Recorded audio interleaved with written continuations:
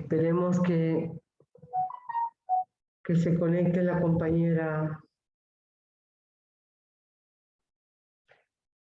Pero igual, decir, ustedes saben que soy obsesiva a veces con el tema de puntualidad y respeto de los que ya estamos.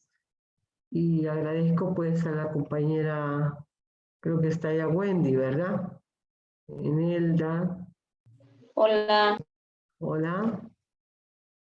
Ok. Xiomara,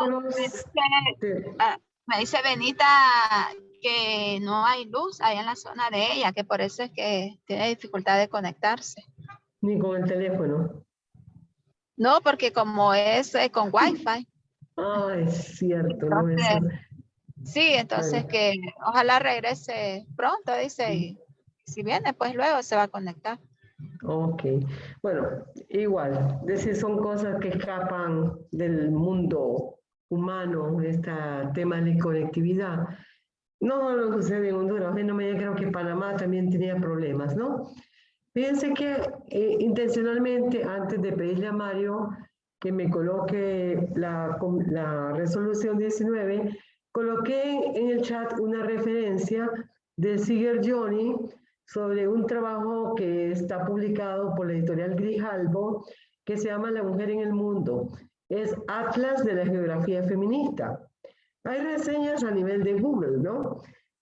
Y tiene una frase, ella es una escritora canadiense, es una activista política, está más en el ámbito de la narrativa, de la poesía, pero se imbricó mucho en el desarrollo del feminismo en Canadá. Y coloca una frase que la han retomado en varios contextos feministas, donde dice, los hombres tienen miedo de que las mujeres se rían de ellos. Pero las mujeres, ahí cometí un error, lo corregí abajo, tienen miedo de que los hombres las maten. Y esta mirada desde esta mujer, una política canadiense en el movimiento feminista, lo pensó para el mundo desarrollado, no para los países de América Latina. Pero cuando se escribe la geografía del mundo, o en el mundo, cómo se mide esta geografía feminista, se dieron cuenta que era un común denominador, aún en países desarrollados, como en países en vías de desarrollo o realmente llamemos países pobres. Es muy significativo porque el otro día el compañero Grosbin hablaba de este temor del miedo, ¿no? Pero aquí el miedo figurativo en la risa no es solo la risa, sino que es como restarle privilegios al sexo masculino, ¿verdad? En cambio, en el contexto de la mujer, que no está posicionada en privilegios, es prácticamente la muerte, o lo que actualmente ya de manera en los países desarrollados se discute como la pandemia de la violencia contra las mujeres y las niñas, llegando a la máxima expresión de los femicidios. Otro de los elementos que había que señalar en nuestro recorrido, porque siempre tenemos que ver las lecciones anteriores y cómo vamos caminando, es cuando hablamos de patriarcado. Generalmente usamos la categoría patriarcado, pero no lo historizamos, el patriarcado. O sea, no es un patriarcado homogéneo que existió ayer, está presente hoy y que mañana va a ser igual. No, es un patriarcado que tiene características diferenciadas. Y por ejemplo, cuando estamos bien con la conexión, con la conectividad, compañeras, ¿se escucha? Sí, sí se escucha. Ok, entonces vamos bien. Estamos, un elemento básico, sobre todo en el trabajo con las mujeres, con nosotras, es la memoria. Decía que esa figura, categoría, patriarcado, no crean que es una figura monolítica, colocada como cuando se va a colocar la primera piedra para construir un edificio. No. La compañera María José, el otro día también este recorrido de conceptos, categorías, nos introdujo la otra categoría de la descolonización. que tiene que ver mucho con el colonialismo. Pero recuerden que con el tema histórico de la colonia también hay bastantes críticas desde el enfoque histórico si realmente la España realmente descubre América. Hay una polémica histórica de base. Pero previo a la conquista, que prácticamente es a la colonización, los grupos que existían, poblaciones indígenas, ya tenían también un patriarcado previo, o sea, no el patriarcado que estamos hablando ahorita, pero sí había una postura patriarcal imbuida o nacida de mitos, de creencias religiosas, y cuando entra ya la conquista con el tema de la religiosidad, viene la reminiscencia, o sea, la recordación del pecado original. Entonces, me imagino que muchas de ustedes y muchos conocen textos bíblicos y recordarán el rol que tuvo Eva respecto a Adán y dónde se centra el pecado original. Ahora, ese pecado original está marcando una ruta en el sentido de buscar después cómo disciplinar la conducta de las mujeres. ¿Cuál fue el pecado original de Eva? Ayúdenme.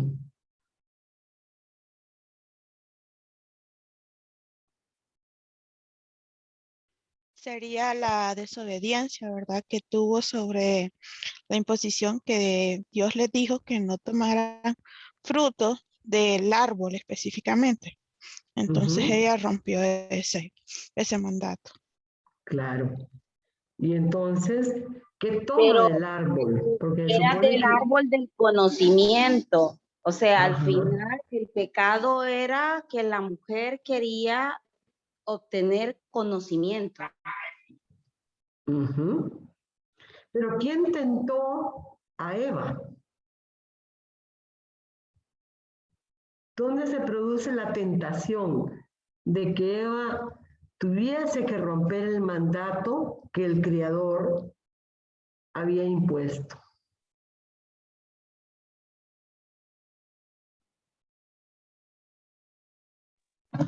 Perdón, que Eva tomó por sí misma.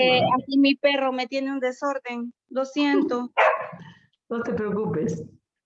A ver, Senia, Grosbin, ¿quiénes fueron realmente? ¿Qué causó la desobediencia de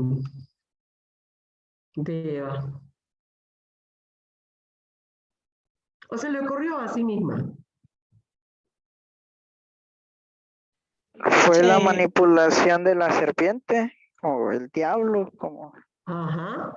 Date cuenta que hay un enfoque mitopoético, hay mito y hay poesía en la Génesis y en los textos bíblicos, ¿verdad? Y en la forma como se hace la narrativa. Entonces viene la tentación de que había un árbol de la sabiduría al cual no debería llegarse porque iba a generar castigo del Creador, era todavía una concepción del Dios castigador, de un Dios justiciero, que los iba a expulsar del paraíso. Pero ese pecado de Eva no se quedó instalado en ese contexto bíblico, sino que de ahí surge también cómo va a ser la vida de la mujer cuando decida tener hijos o hijas. Entonces, ¿qué otra categoría le adviene a la mujer por la falta de cumplir con el mandato? Sí, fue una prohibición, una tentación y una desobediencia. Claro, pero fíjate que ahí cómo se hace la bifurcación, separación. El hombre no fue realmente tentado, el hombre no se acató el mandato, ¿verdad? El mandato del patriarca. La mujer no acata el mandato y por lo tanto es la causante de los males con la expulsión del paraíso cuando se reconocen como sujetos en su desnudez y realmente le dicen que la mujer va a empezar a reconocer el dolor no la felicidad, el dolor en los momentos que tenga su hija o tenga sus hijos. Entonces, vamos viendo cómo desde esa visión judeo-cristiana se van afincando mitos que perduran hasta los contextos actuales. Cuando en el mundo moderno, bueno, antes todavía en el periodo medieval, toda esta visión que entra en el judeocristianismo está diciendo que el cuerpo de la mujer es el templo de Dios. Entonces también están dándole una invasión al cuerpo de las mujeres, ¿verdad? Porque lo estás encarcelando en esa cláusula que no puede ser perturbada, que no puede ser provocada hacia el placer, mucho menos tener otros pensamientos transgresores que solo son permitidos a los varones. Y ahí viene todo, la génesis también, de el cuidar la virginidad, ¿verdad? Y todos los mitos en respecto a la virginidad hasta el momento que ella pueda ser desposada. Entonces, vayan viendo cómo la indisciplina, que no es indisciplina de las mujeres, es la condena que cae sobre los cuerpos de las mujeres. Y esto realmente se sigue sembrando, o sea, las violencias emergentes vienen siendo sobre el tejido, sobre la malla territorial, que es la piel y cuerpo de la mujer. Entonces, hay una visión de un patriarcado que estaba creciendo con mitos, con leyendas, con creencias, y que poco a poco, en la medida que irrumpe el Estado moderno arrebata la política, la disciplina ya del sector religioso y la va a imponer a cada una de las mujeres. O sea, las mujeres tienen que ser disciplinadas. Y por lo tanto, el mandato, y ahí viene la otra separación que también se hablaba de estos modelos binarios, la mujer es concentrada a la casa como el mundo privado y el hombre al mundo público. ¿Por qué estoy trayendo esta colación? Porque ayer, en una de las intervenciones de Melvia, cuando ella está con su tarea de construir la definición, ella introdujo en algún momento la palabra omisión, ¿verdad? ¿Recuerdan? Que ella hablaba de actos que se asemejaban a acciones que violentaban a las mujeres, pero dijo en un momento omisión. Entonces yo le señalaba a ella que sí, la omisión es pensable cuando es el Estado el que realmente es negligente, no concibe que hay agresividad y violencia contra los cuerpos de las mujeres y retarde el acceso a la justicia. Me pueden interrumpir en cualquier momento. Estábamos viendo la relación de un caso en Argentina donde la mujer había sido amenazada por su expareja de que si la reencontraba, la iba a matar a ella y a su hija de 13 años. La mujer concurrió en un promedio de 3 años de manera consecutiva al ámbito de la justicia, exponiendo su caso.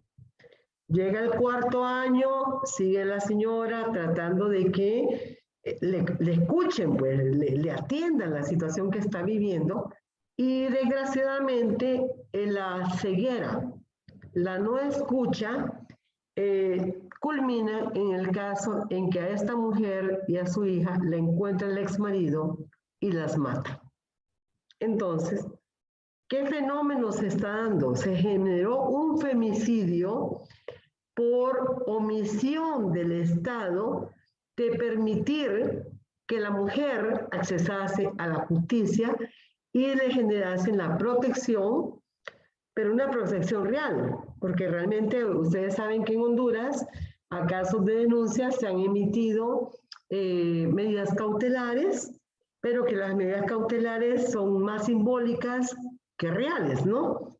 Y entonces ahí se hay omisión de la responsabilidad de tutelar los derechos, que es el mandato de obligatoriedad del Estado, en este caso el Estado hondureño a través del gobierno, de proteger, promover y defender derechos. Por eso traigo a cotación estas miradas que la visión del patriarcado, esa imbuición religiosa, ha ido cambiando con el tiempo, porque cuando ya llega un Estado, se supone un ordenamiento democrático, el Estado trata de ser laico, pero desgraciadamente el factor religioso a veces está detrás del trono. Y si no, ustedes vean las regulaciones y estándares en materia legislativa que tratan de regular y disciplinar los cuerpos de las mujeres en el control, por ejemplo, de la salud sexual y reproductiva. Evidencia real, el debate actual de nuestro país y otros países de la América Latina, a excepción de Chile, que ya lo logró, ¿verdad?, que es permisibilidad del aborto por las 3 causales. Pero ¿quién prohíbe eso?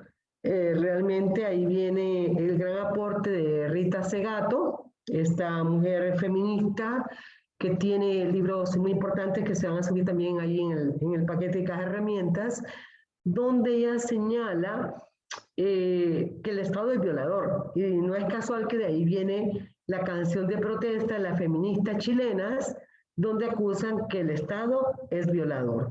Porque ella señala que el Estado, gobierno, tiene el ADN de la masculinidad y del patriarcado.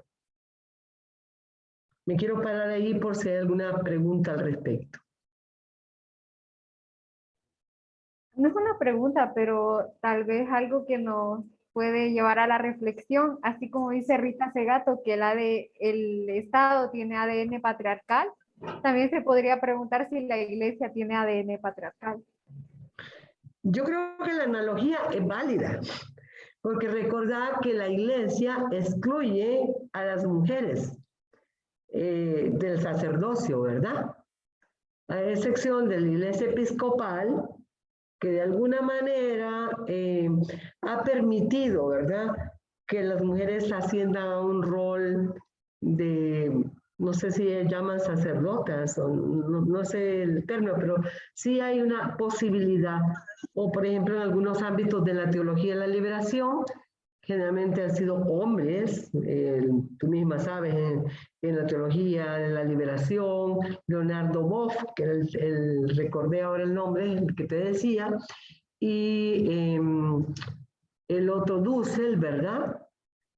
Y Herder Cámara, son teóricos que realmente, bueno, llevaban una línea, aunque fuera más crítica, más de enfrentamiento al sistema de gobierno, al sistema de exclusiones autoritarias, etcétera, pero no cuajaban en un trabajo más fundante hacia la liberación de la mujer. Creo que el teórico, más bien, creo que es antropólogo o sociólogo, si no me corrigen, Aníbal Quijano, es el que entra a hacer más trabajos de fondo, a entender más este tema del colonialismo, la descolonización y todo el trabajo de Sousa en la epistemología del sur.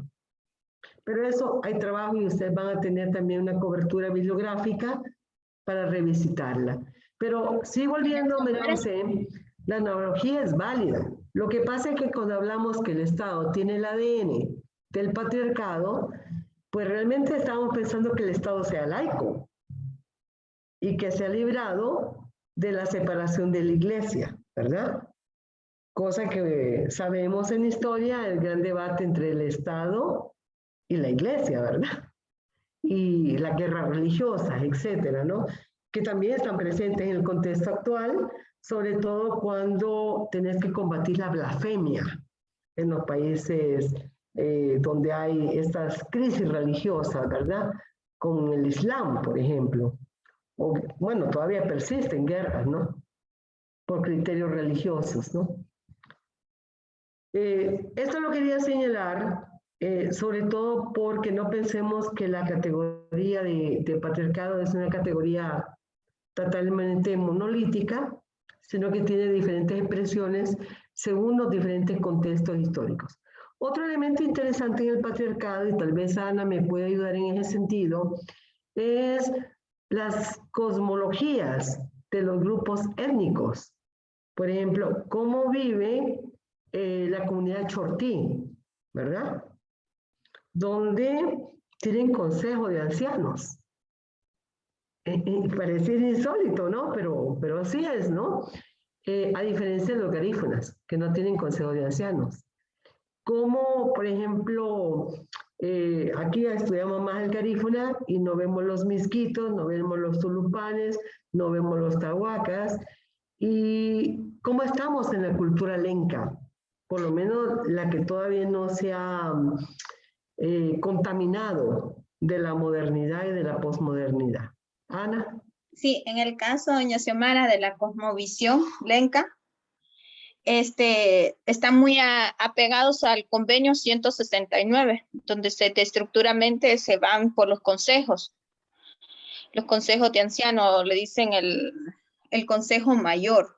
Ajá. Son 2 personas mayores, tienen que ser hombres, no pueden ser mujeres. Las mujeres son solo concejalas de género, le podrían decir. Ahora le llaman ellos de género, pero realmente las concejalas solo son el apoyo al consejo directamente, que es la que sustituye, la que le encargan la comida, la que se encarga de que el hombre esté bien para poder lograr las metas que ellos se proponen. Ok. Fíjate qué interesante, y ese es un patriarcado que tiene esa expresión de la cosmología y la cosmovisión étnica. Igual, es correcto. por ejemplo, los rituales. ¿Algo más? Se manejan los rituales, doña Xiomara, todavía se manejan los rituales lencas.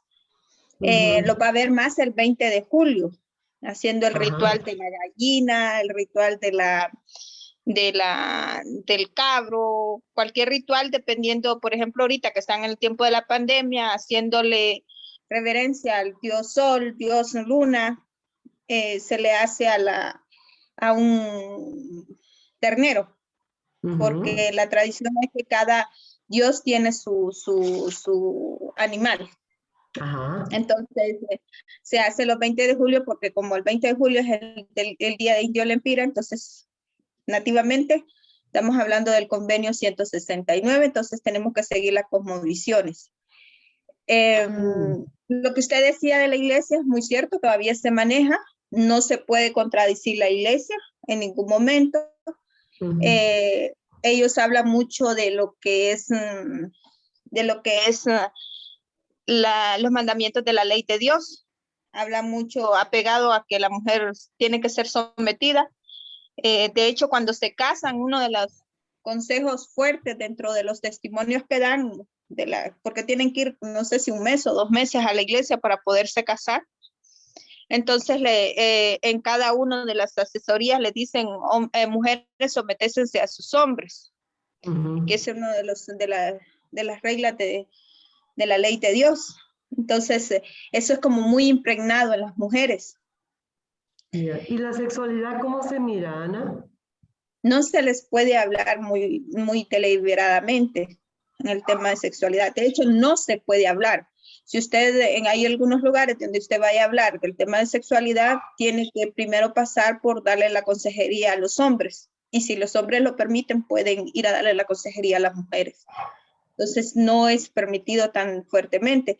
De hecho, si usted se fija en la lista de los defensores, la vez pasada estábamos hablando de eso, en la lista de defensores salen más hombres, nunca salen mujeres, porque las mujeres no somos defensoras, las mujeres solo son las que promovemos los alimentos para estos hombres que van a salir a la lucha.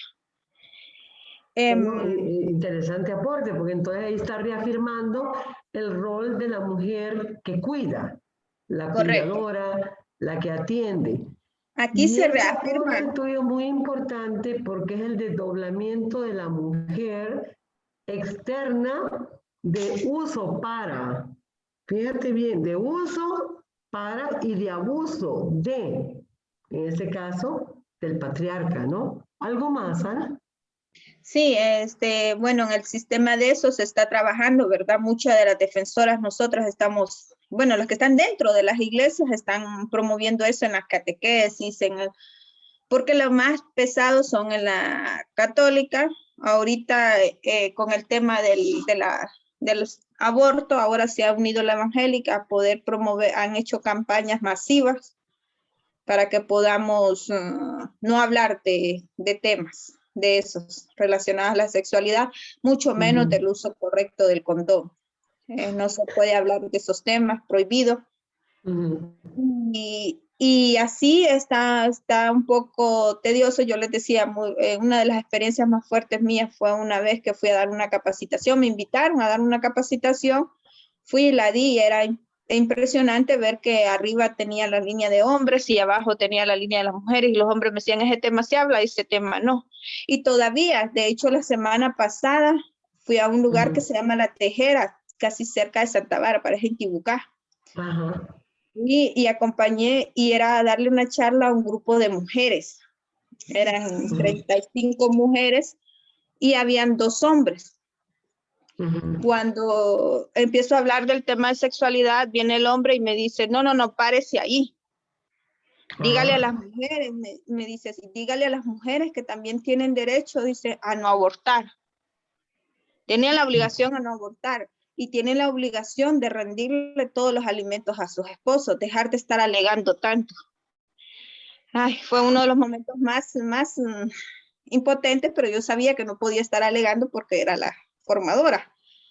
Entonces, ver eso, desde eso que todavía estamos en ese punto, pues todavía estamos en eso de que hay que seguir promoviendo, buscando las alternativas de los espacios de mujeres para seguir rompiendo estos estereotipos. Yo les hablaba en algún momento del tema de sexualidad, les hablé de cómo tenemos que también hacer valer los derechos, les digo, y cada quien es como se siente bien, entonces respetar el derecho ajeno, les decía, es la paz. Entonces empezaron a hablar de la diversidad sexual y lo pusieron como un ítem de perversidad. Entonces ellos hacen, ahí en esos lugares se hace todavía como la cultura, no se puede hablar de esos temas. En las iglesias peor, se hace lo que el padre dice. De hecho, yo cuando les hablo del convenio 169, les hablo un poquito solo les hago una reflexión a ellas de lo que es un párrafo de la Biblia, que soy poca para leer la Biblia. Y hay un párrafo de la Biblia que dice que ¿de dónde salió Eva? Yo les digo a ellas, ¿de dónde salió? Entonces me dicen ella de las costillas. ¿Y dónde tienen la costilla? En la cabeza, o en los pies, en la espalda o en los pechos. ¿Dónde está la costilla? Entonces ellas me dicen al lado. Entonces, ¿dónde tenemos que estar las mujeres? Al lado. No está arriba, ni abajo, ni atrás, ni adelante. Entonces, les trato de hacer esa reflexión para hablar de lo que es la igualdad entre hombres y mujeres o la equidad. Entonces, hemos estado ahí trabajando. Y otra cosa es también, doña Xiomara, que es la paternidad irresponsable. Aquí tenemos como el primer lugar de paternidad irresponsable, yo creo que a nivel de país, pero aquí se promueve más porque hasta ahorita, según un estudio que se han hecho, tenemos en el nivel de machismo, estamos ganando el primer lugar en la zona de La Paz e Intibucá. Entonces, ver desde eso que las niñas están saliendo embarazadas de personas mayores, igual tenemos que callarnos, no tenemos que hablar, no tienen que decir nada, porque no se casaron, porque no llegaron virgen al matrimonio. Entonces sus hijos se vuelcan a ser bastardos, que eso es lo que se estaba diciendo en una iglesia y lo que se logró discutir esos temas. Entonces, eso es lo que más, o sea, seguimos en esos sistemas, seguimos promoviendo lo que es el convenio, pero el convenio lo siguen trabajando más los hombres con el tema de las cosmovisiones indígenas y se están apropiando más los hombres en los procesos de formación de eso porque no quieren dejar salir a las mujeres y que éstas conozcan a defender sus derechos. Entonces, sí es como obstaculizado. ¿Y en algún momento esos varones abordan o se plantean la masculinidad o legitiman esa masculinidad tal como está, tal como se sienten bajo la visión machista, Ana? Realmente le diré que proyectos que hablen de masculinidades no los hay. Son así poquitos los proyectos que venga y digamos, trabajemos con los hombres en la promoción de esto. Y es lamentable también es que cuando se dan los proyectos lo gobiernan los hombres, lo trabajan los hombres, contratan a hombres. Y obviamente estos hombres no van a promover que las mujeres se puedan salir del... Claro. Bueno, yo creo que este es un excelente aporte. No sé si las compañeras y compañeros que nos acompañan tienen alguna pregunta para Ana, porque uno de los retos, cuando yo les decía el otro día que es pensar, una de las formas de ese pensar es la colectividad, es el hablarnos, es el escucharnos para lograr argumentar y reflexionar y también ir hacia el pensamiento crítico. Entonces, ¿alguien quiere hacerle alguna pregunta a Ana en el contexto que nos ha señalado?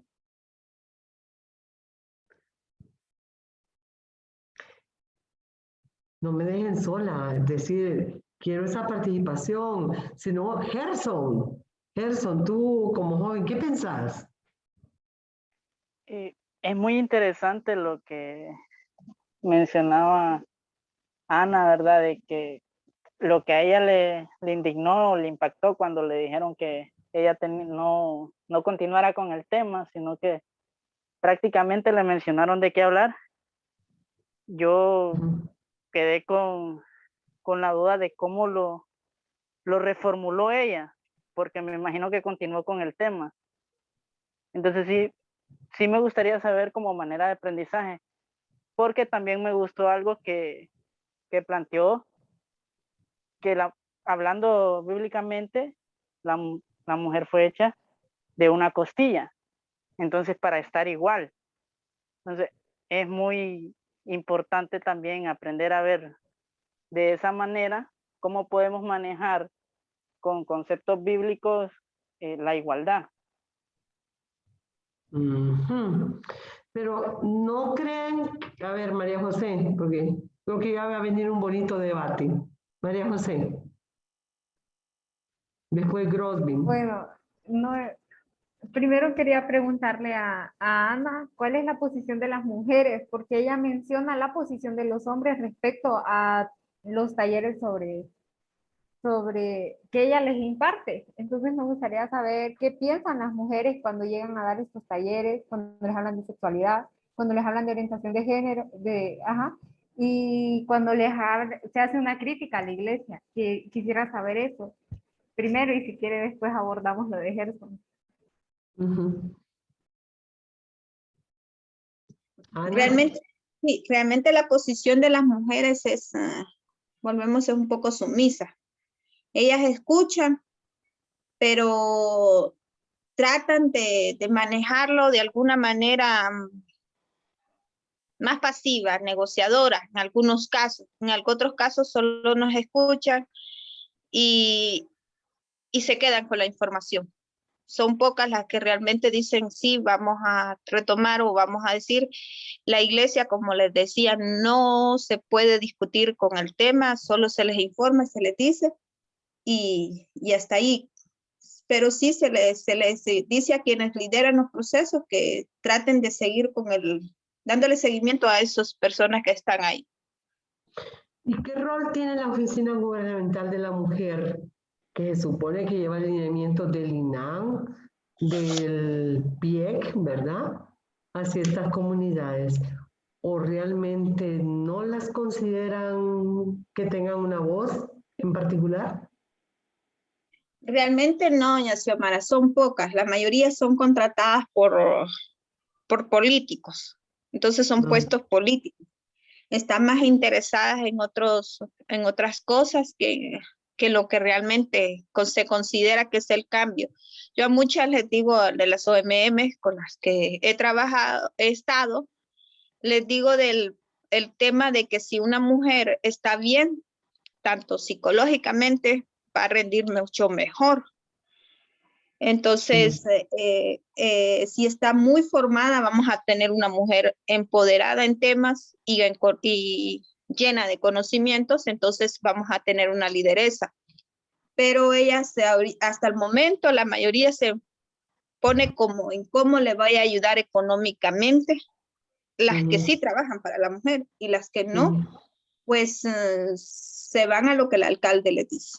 Hay que darles una canastilla familiar, hay que darles una tacita para el Día de la Madre, hay que darles una lámina si la necesitan, hay que Ujú. darles un saco de abono, que lo que se está haciendo, por ejemplo, en las comunidades, la llega a traer el esposo porque él es el que puede cargar y la lleva a vender a ciertos lugares y el dinero se los toma.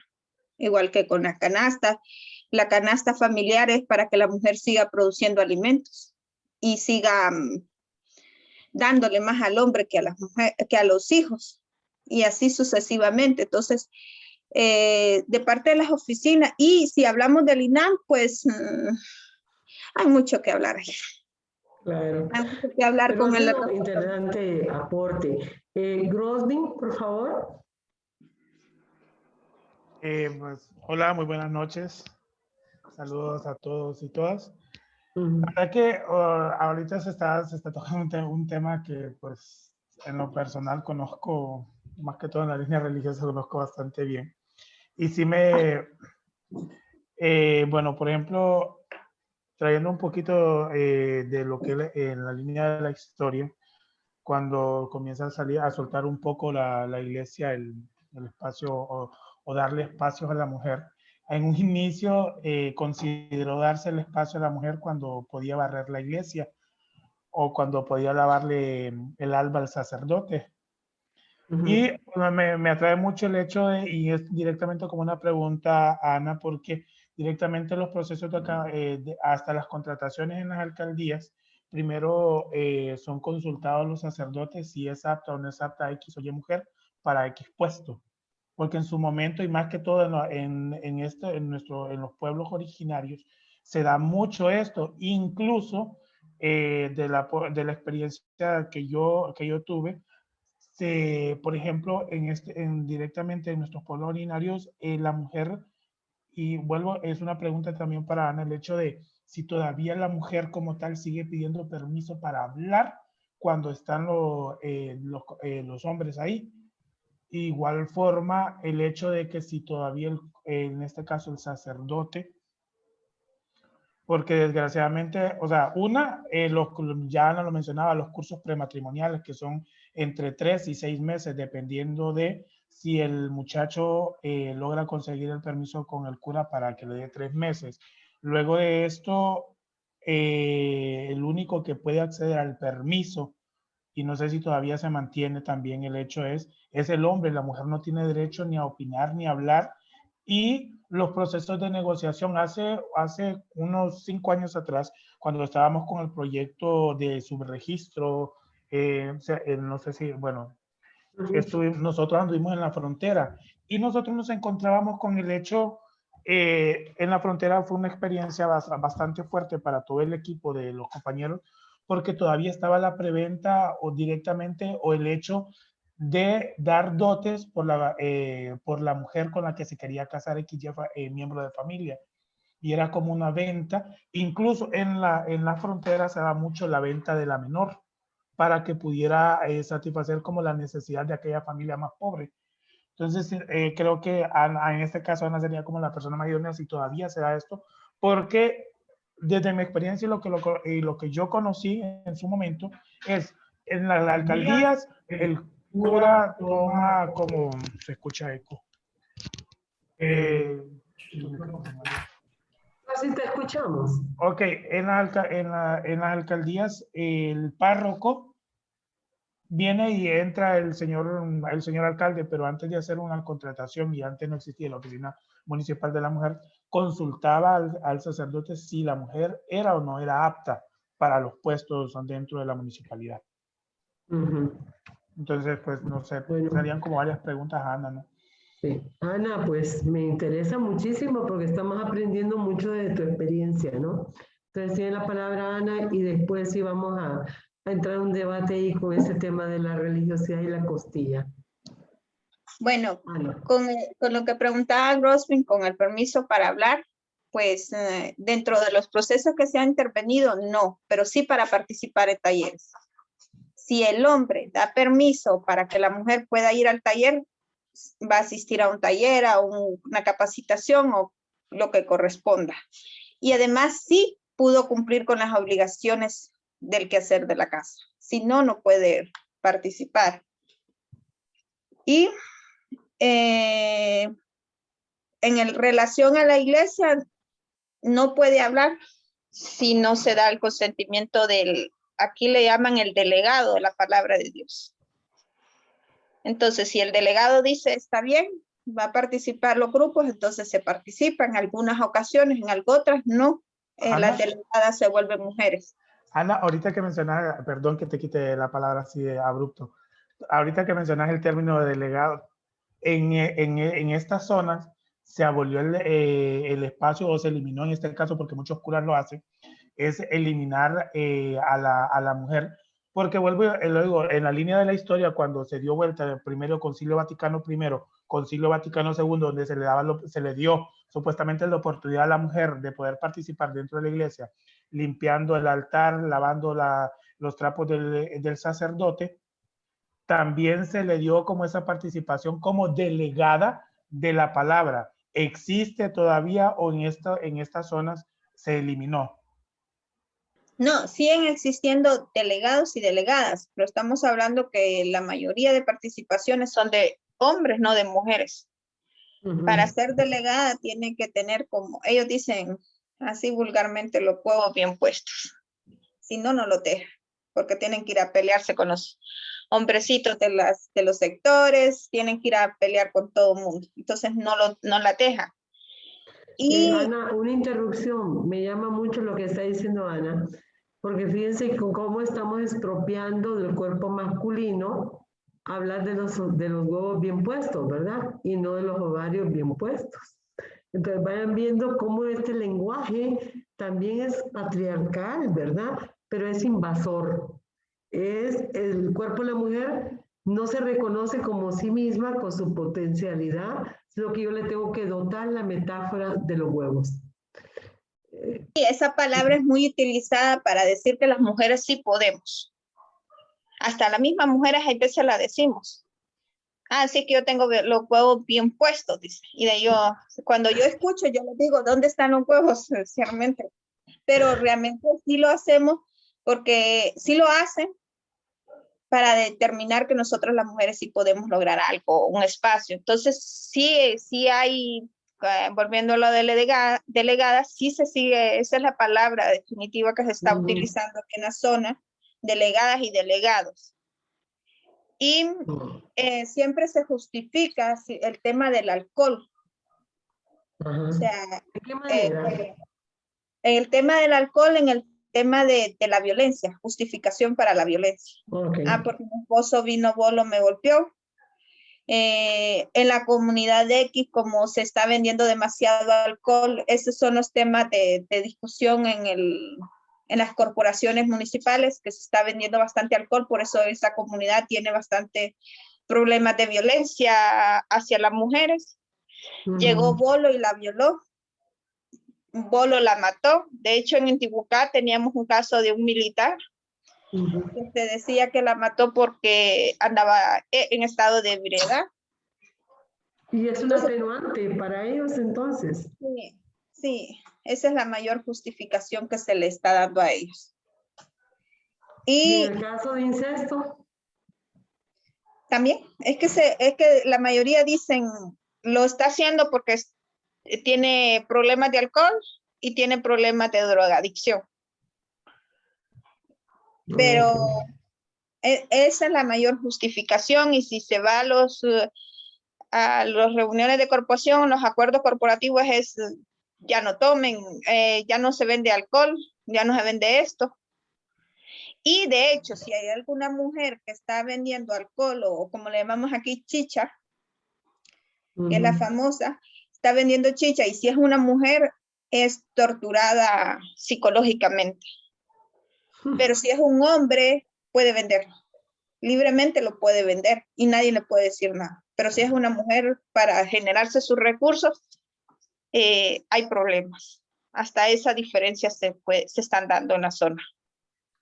Muchísimas gracias, Ana. Yo creo, bueno, Grosvin tiene todavía la mano levantada, pero yo había visto a Alejandra.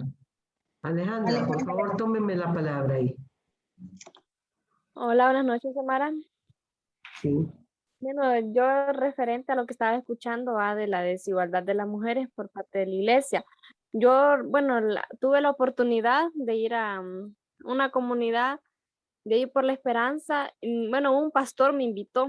Yo fui y mire que él le tenía prohibido a la esposa que se vistiera normal como uno viste, sino que con faldas largas, con camisas hasta arriba, manga larga, y no le dejaba hablar si él no le daba el permiso. Y si ella quería ir al baño, tenía que pedirle hasta eso, el permiso. Y es un pastor que es bien reconocido y ahí en ese lugar, y así trataba a la esposa, y él siempre decía que las mujeres eran iguales y con la mujer no era así. O sea que, bueno, yo creo que hay una gran riqueza Eso de la está pasando. narrativa. Ana. Doña Xiomara, eso de lo que dice Alejandra también se está pasando aquí en la zona. Yo fui a un taller que dice Alejandra, es muy cierto. Me dicen las niñas, soy libre viniendo a este taller porque traigo pantalones. Soy feliz, la mujer más feliz al venir aquí porque traigo pantalones. Le digo, ¿y por qué no usas pantalones? ¿Quieres que me mate el pastor? Allá es prohibido que nosotras podamos usar pantalones, tenemos que usar faldas largas, sandalias, zapatos semicerrados, como se dicen los que son para las mujeres. Hasta eso etiquetamos. ¿Cuál es la? Imaginen que decimos, pueden decir que yo uso moto, hay motos para mujer, yo ando una moto para hombre. Hasta eso. Tenemos las vestimentas, hay para hombres y para mujeres todavía aquí. El talle del pelo.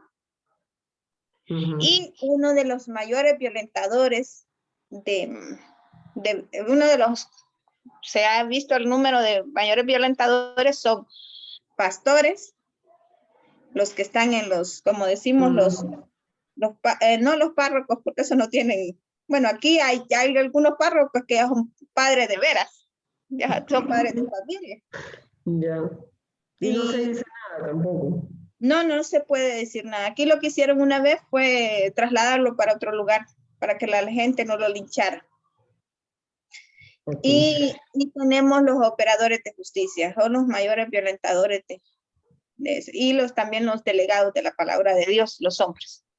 Okay. Entonces, estamos viendo, miren, toda la descripción que nos está dando la compañera Ana, refrendada por la compañera Alejandra, nos está dando toda la caracterización de las desigualdades por razón de género y de la discriminación. Fíjense cómo vemos varios elementos. Es que es una riqueza increíble la que nos acaba de proporcionar Ana, sobre todo si volvemos a la Rita Segato, una mujer muy empoderada, muy referente en el feminismo y sus aportes, y vemos lo que ella cuestiona como la pedagogía de la crueldad. Porque realmente todo este trato que están recibiendo las mujeres es un trato de crueldad, de desigualdad, de robo de la vitalidad de las mujeres. Y también recordaba con esa expresión que nos dice Ana, que se ha vuelto muy popular, el no tiene los huevos bien puestos, cuando Freud y después la misma Simone de Beauvoir señalaba que el hombre tiene mucho temor de que le roben el falo, ¿verdad? Entonces es una forma también de castrar por el miedo a su virilidad, o lo que Grosvin nos contaba el otro día, de perder los privilegios. Entonces, ¿qué es lo mejor? Es colonizar el cuerpo de la mujer y en última instancia, si el cuerpo de la mujer es una amenaza para ellos, pues ¿cuál es lo más efectivo? Desaparecer ese cuerpo que los intimida, que los pone en peligro. Creo que es una riqueza muy fuerte y sobre todo cuando uno piensa en esta iniciativa, ahí creo que me escucha Senia, de Spotlight, ¿verdad? De cómo querer cambiar las normas sociales en el siglo XXI en un país que veo que todavía estamos en muchas cavernas, ¿no? Ana, yo tengo otra preocupación con tus aportes. ¿Cómo se mira en la zona de La Paz, Marcala, el extractivismo y el rol de algunas líderes mujeres, que bueno, ya sabemos qué ha pasado con una de ellas, pero cómo se mira el extractivismo? Pues la verdad que en el caso de las mujeres líderes, como lo vuelvo y lo repito, no es tan visible. Somos las que estamos ahí peleando, luchando. ¿Cómo te perciben a ti, Ana? Ahora es una pregunta más personal. Bueno, a nivel municipal, siento que me perciben como una lideresa, una defensora de derechos. Okay. Pero para algunas personas, para otras soy el obstáculo. Soy la piedrita que estoy ahí molestando. Me imaginé que esa iba a ser tu respuesta. Porque claro, el caso muy diferente de Berta Cáceres, ¿verdad? Que entra todo este tema y cuestionar el extractivismo, pues ya sabemos que el obstáculo fue tan fuerte que la mejor manera era la eliminación. Vamos viendo todo el seguimiento de lo que hemos venido platicando y cómo en estas narrativas estamos instalando construcción de conocimiento. Pero uno no puede construir conocimiento si no escudriña el fenómeno social que enfrenta en la vida diaria. A mí me llama la atención, por ejemplo, está por ahí Wendy, ¿verdad? Todavía está Wendy con nosotros, con nosotras. Sí, aquí estoy. Wendy, a mí me llama la atención, por ejemplo, en tu trabajo en los espacios seguros, la diversidad de mujeres que se encuentran en esos espacios. Obviamente ayer hablamos, toda mujer, todo cuerpo de mujer tiene su individualidad, su identidad, si es que la llega a recuperar, porque también se deja arrebatada. ¿Cómo te has enfrentado tú a la diversidad de pensares, de decides de las mujeres?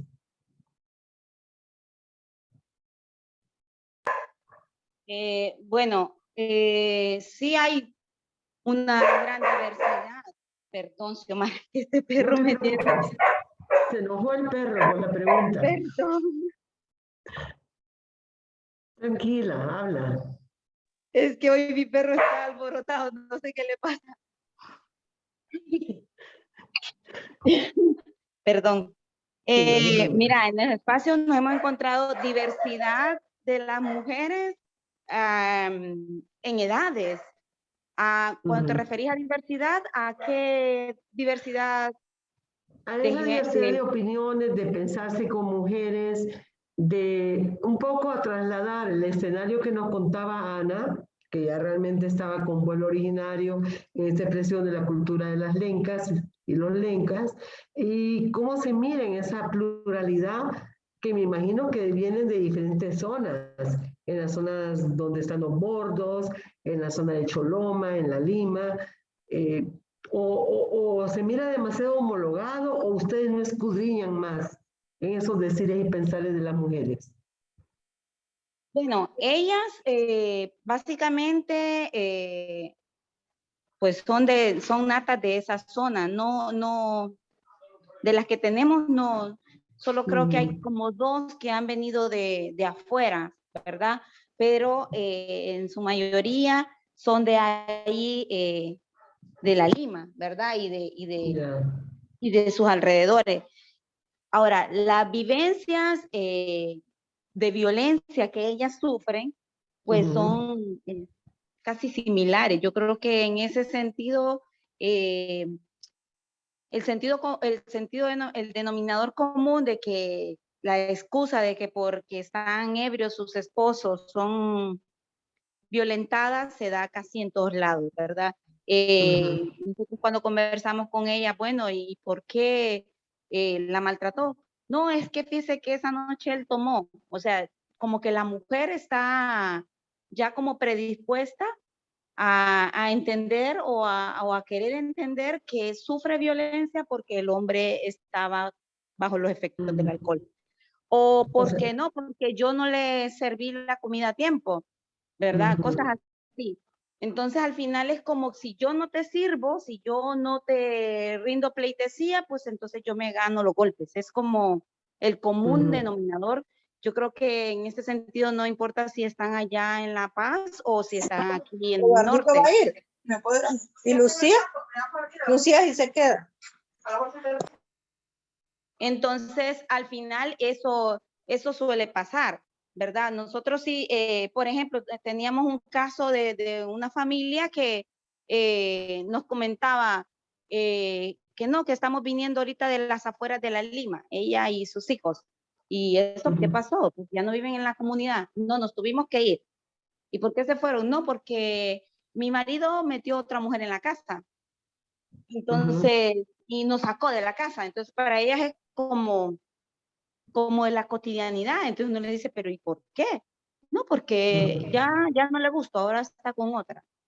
Entonces, son situaciones que las mujeres han ido como viendo que son comunes y son normales, ¿no?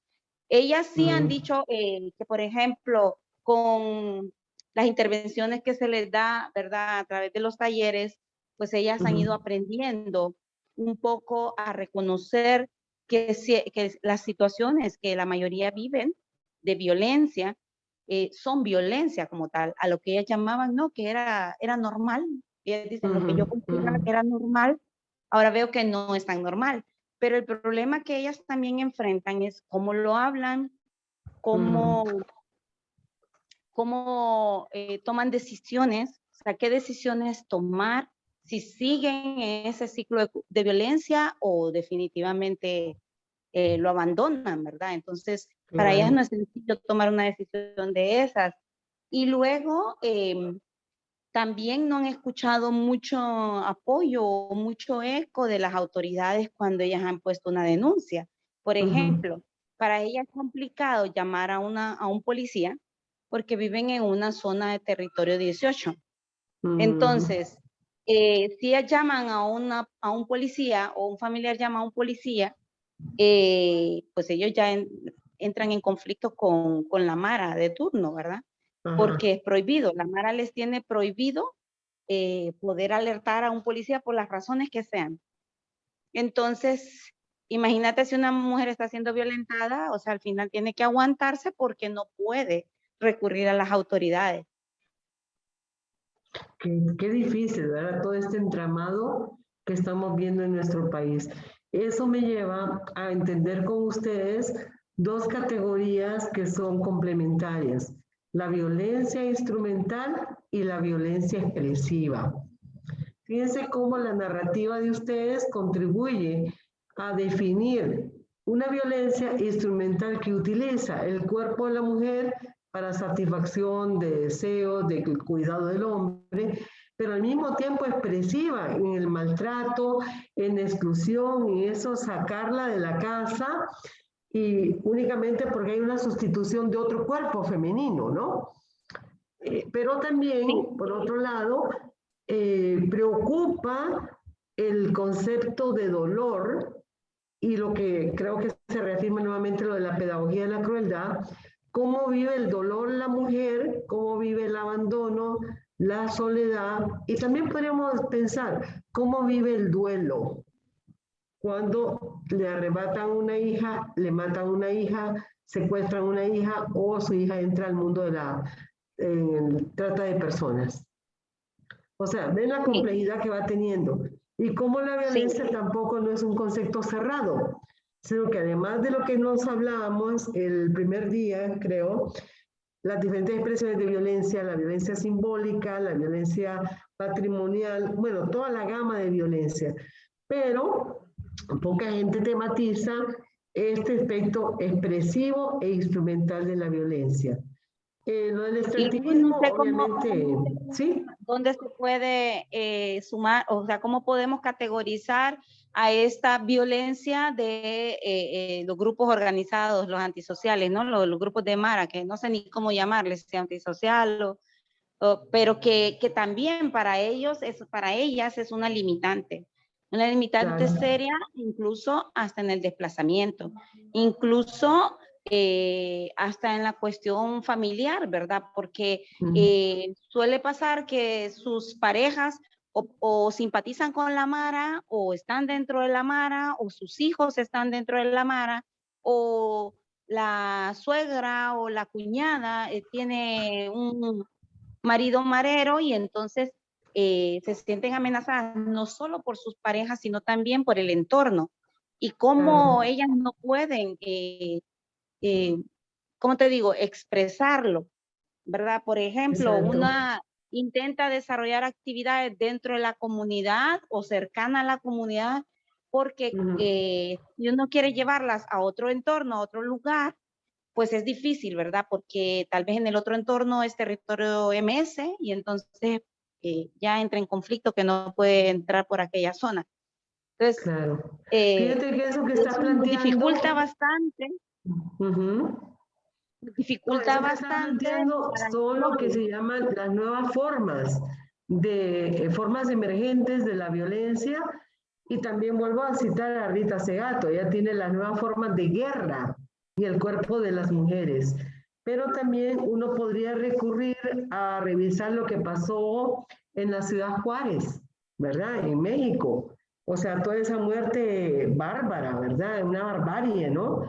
Que aconteció con los cuerpos de las mujeres, la mirada sobre el cuerpo de mujeres, pero más terrible es cuando estás en estos circuitos de trata, de narcoactividad, de maras y pandillas, porque también los ritos y el poder masculino se monta ahí, ¿verdad? Igual si tienes una novia y las relaciones con gente externa a la mara. Realmente estamos viendo circuitos que son retadores para cómo blindar la seguridad humana de las mujeres, de las niñas y a lo largo del ciclo de vida, ¿verdad? Porque también nosotras pensamos mucho en la mujer económicamente activa, en la niña, en la adolescente, pero ¿qué pasa con la anciana, con la adulta mayor? O sería como nos decía por ahí María José, ya serían desechos, exclusiones, o dónde dejamos a la adulta mayor. Había otro tema que a mí me interesaba y Grosvin tal vez me apoya. Ana lo trae a colación en el tema del origen de la mujer. Este tema del mito religioso de la costilla del varón, ¿verdad? Me gustaría que analizara un poco más lo que se narra, porque entonces yo haría la pregunta, ¿el hombre entonces tiene una integralidad o no la tiene porque de su costilla se extrae lo otro? Fíjense bien la complejidad de la pregunta. Y eso implicaría entonces que la mujer es una sujeta incompleta, o es que el hombre es un sujeto incompleto. Esa es una pregunta. Segunda pregunta, si la mujer ha sido construida, destinada a ser objeto o ser el instrumento para el uso, goce, disfrute del varón y también sujeta de la disciplina que le impone el régimen patriarcal por su desobediencia, ¿cómo puede la mujer reconstituir su identidad y decir que ella es ella y no lo otro?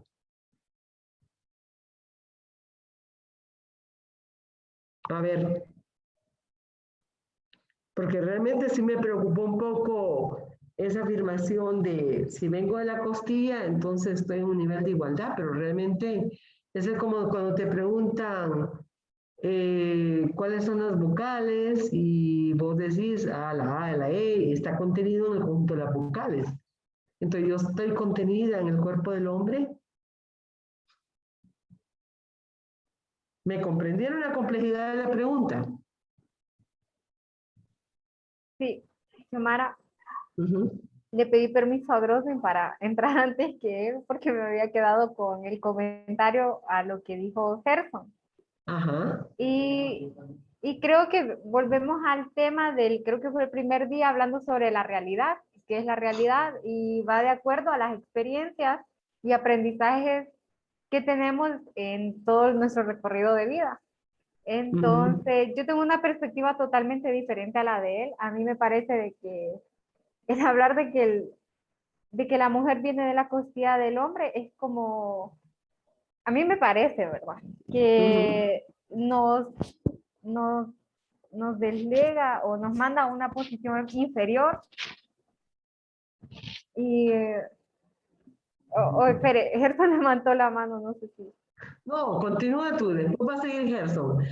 Porque realmente yo quiero que vean cómo el recorrido que hemos hecho desde el primer día, estamos yendo de un piso a otro piso, pero estamos entrando en un mundo de complejidad, ¿verdad? Donde ahora nos reta a pensar. Continúa, María José. Bueno, entonces a mí me parece, lo voy a hacer como una analogía a esa historia de la mujer viene de la costilla del hombre, a que actualmente, vaya, en relación a los casos que comentaba Ana, de que para la mujer en casos de violencia es un poco complicado salir del hogar cuando tiene una dependencia económica de parte del hombre.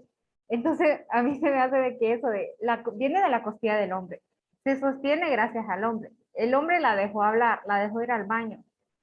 Entonces, me parece un poco de que es más analizarlo de esa forma, porque hay una violencia simbólica y no, hasta ahora es. No, pero está interesante. Fíjense cómo estamos llegando a capacidad de reflexionar sobre decires. A ver, ahí hay un antagonismo interesante. Gerson, ¿qué pensás?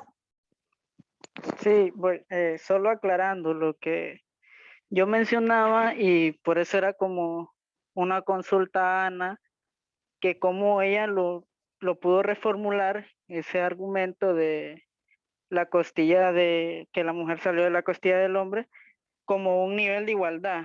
Entonces, ella, entiendo la parte ahorita de María José, de su perspectiva, pero a lo que yo me enfocaba era cómo ella moldeó esa percepción o esa interpretación a manera de igualdad. No a decir que fue que porque salió del hombre está sumisa, sino que porque salió de la costilla no quiere decir que va a estar abajo, va a estar arriba. Entonces, más que todo era resaltar lo que mencionaba Ana, cómo ella pudo plantear esa perspectiva de una igualdad. Porque también, si nos vamos a lo simbólico, volvemos a lo mismo, ¿quién manipuló a Eva? Fue la serpiente, el diablo. ¿Y qué figura tiene? Hombre. Entonces, desde ahí también podemos ver que hay una violencia simbólica, porque la manipulación fue de una figura masculina, en este caso representada por una serpiente, que hizo que Eva pecara. Entonces, pero entrar en ese campo, y lo mencionaba Grossman cuando él decía que también porque conocía bastante de la iglesia y todo, pero cómo nosotros podemos manejar esas interpretaciones también para ver que podemos hablar de igualdad, porque realmente es muy difícil salir de lo conservador, salir de lo tradicional, si no tratamos de ver las interpretaciones que ellos ya tienen, porque pero ahí te interrumpo. Ahí Sí. te interrumpo, porque si uno se queda en la instalación de lo difícil de salir de, entonces es muy difícil llegar al mundo de la crítica, donde tú contrapones y propones una alternativa. Yo creo que en este momento, si Ana revisita lo que estaba enunciando, ella va a encontrarse en el campo de la contradicción, porque ahí tendría que deconstruir el mito, deconstruir la tradición y realmente sentarse ella en sus cimientos de una defensora de derechos, ¿verdad? También otra cosa que hay que revisar ahí es ese concepto de igualdad. Yo no puedo predicar ni definir un concepto de igualdad a partir de un mito, ¿verdad? No sé si me están comprendiendo. O sea, porque realmente, si yo quisiera hacer la analogía de la costilla para caminar hacia la igualdad, estoy en una igualdad mítica, metafísica, más allá de la realidad. Yo sé que estamos llegando a niveles más complejos y que no son los comunes en nuestro país, ¿verdad?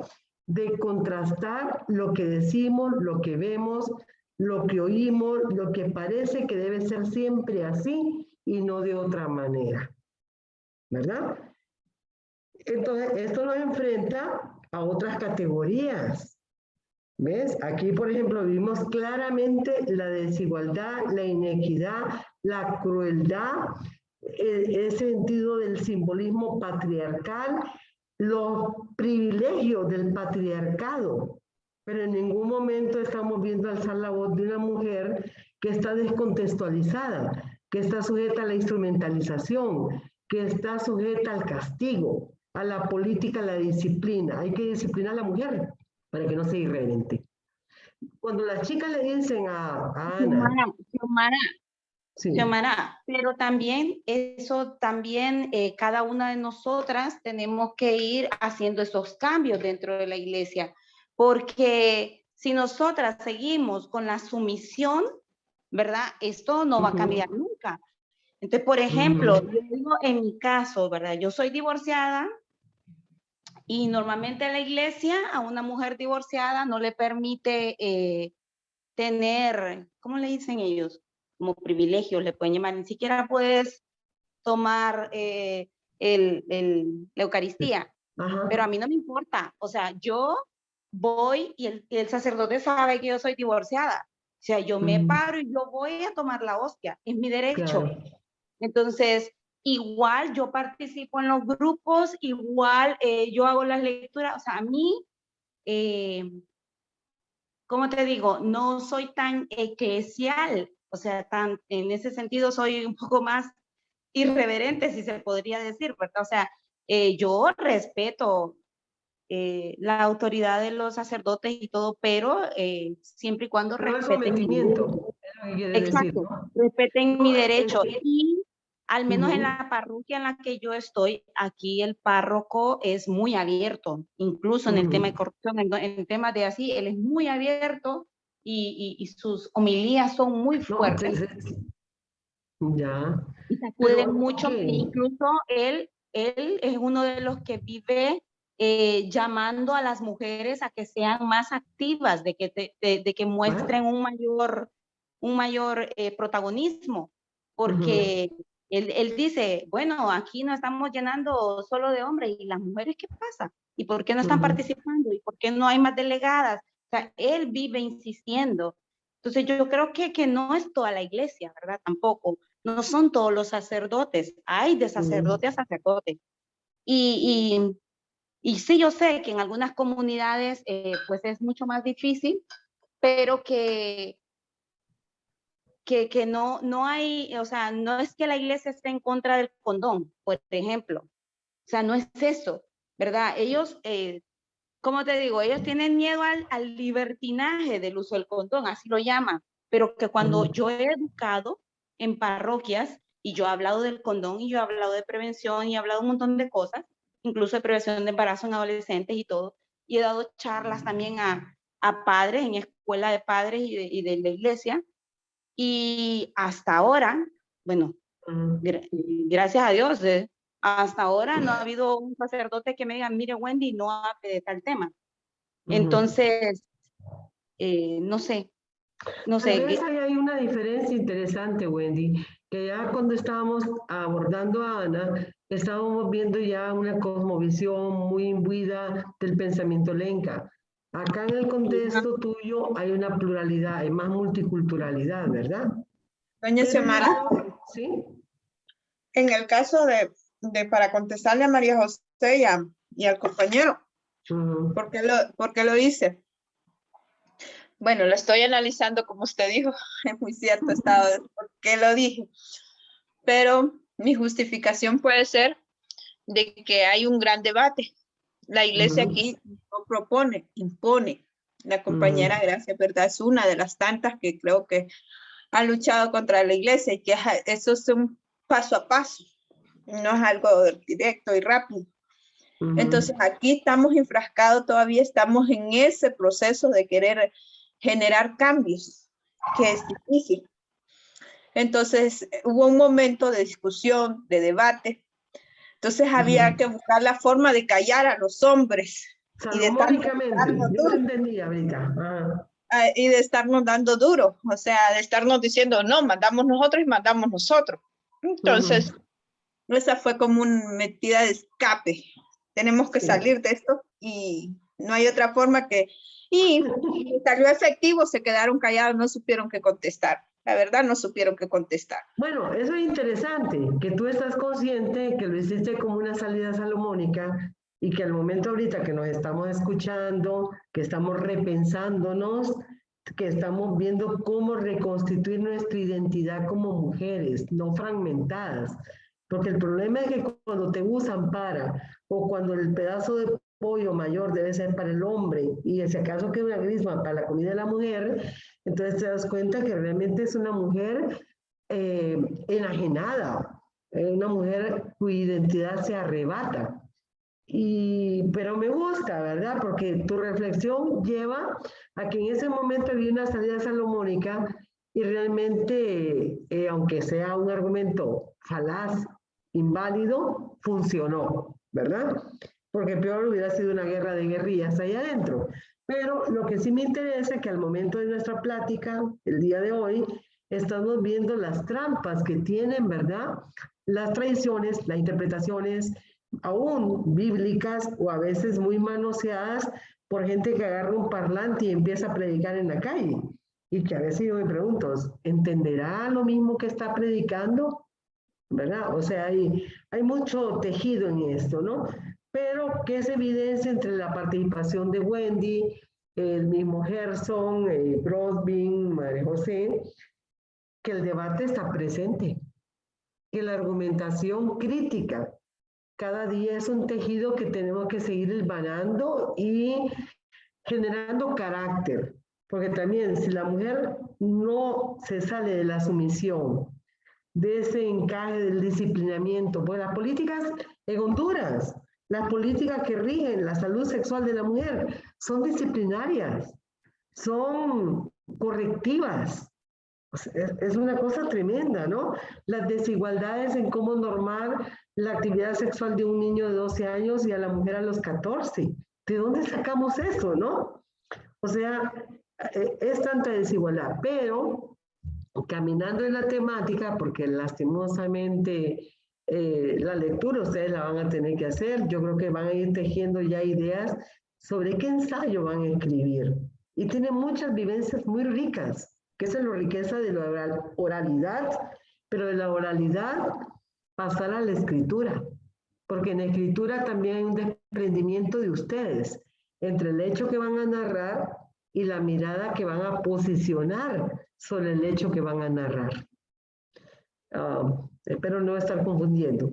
Pero volviendo al tema de la recuperación de la mujer, está el tema también muy ligado al acceso a la igualdad, que es a través de la vía de la equidad. A veces es conflictuado también, equidad hacia igualdad, y la categoría fuerte que está ahí siempre muy presente, que es la discriminación. Yo creo que no perdamos de vista las características de la violencia.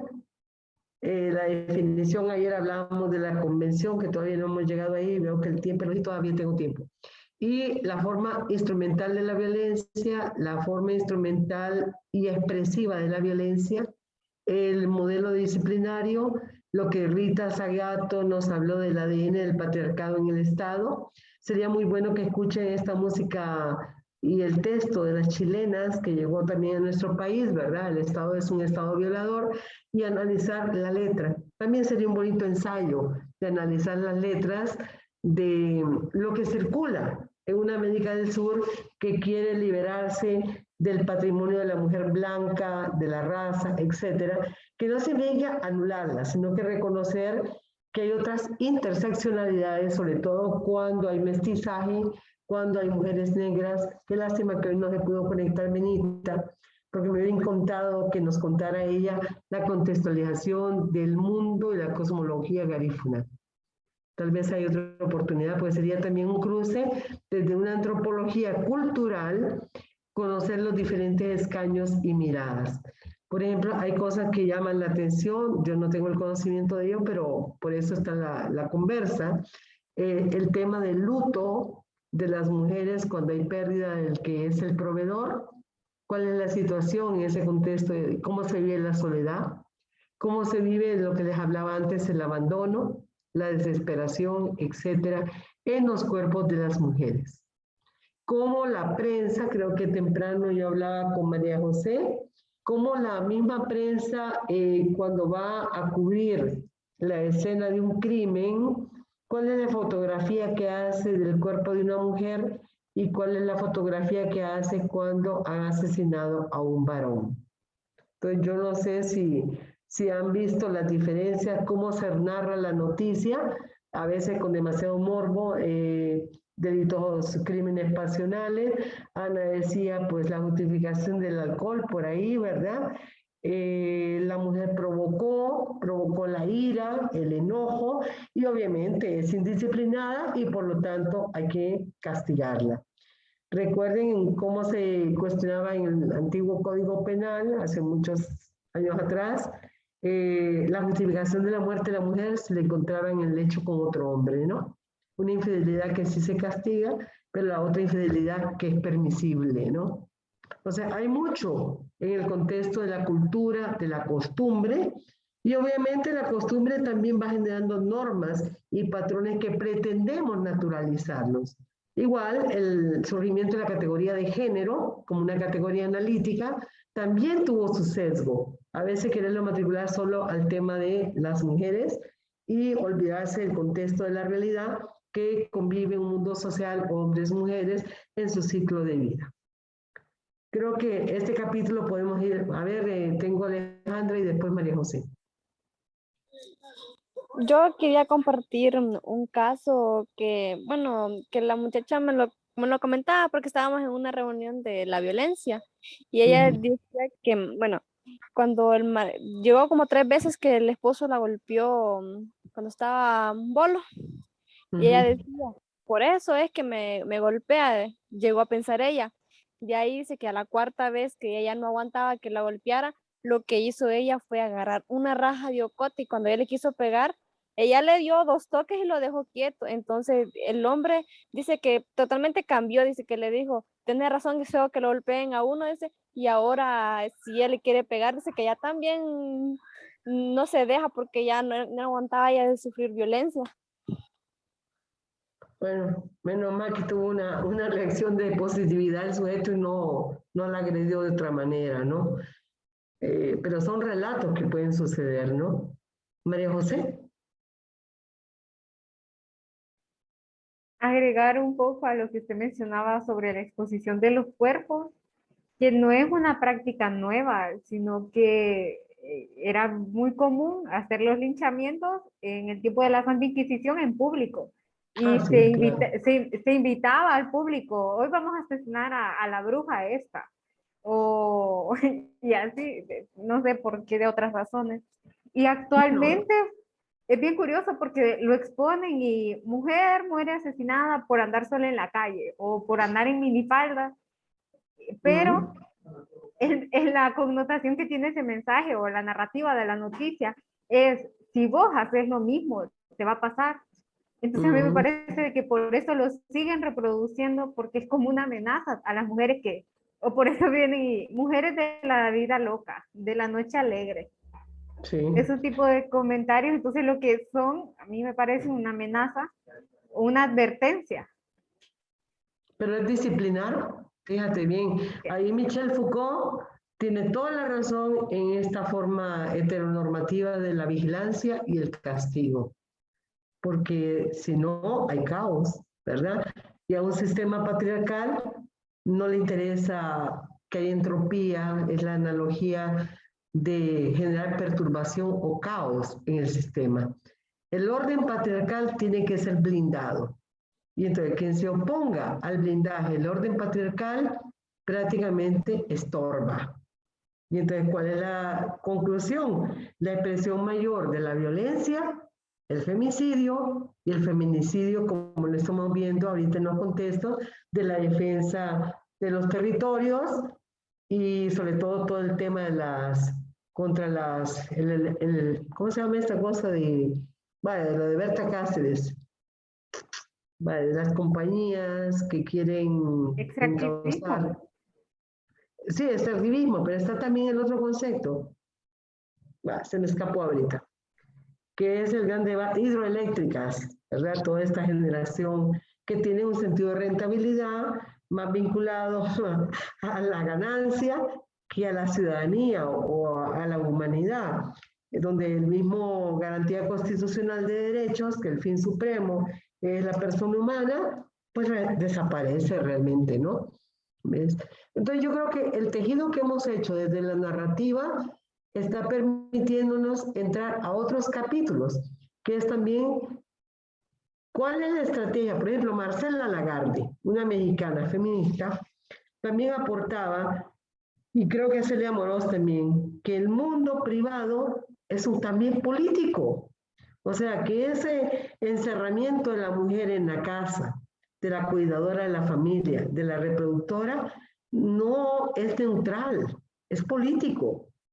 Si no se sucede aquello de que el vecino dice, yo en la noche oigo gritar a la mujer y oigo raro, y oigo ruidos extraños.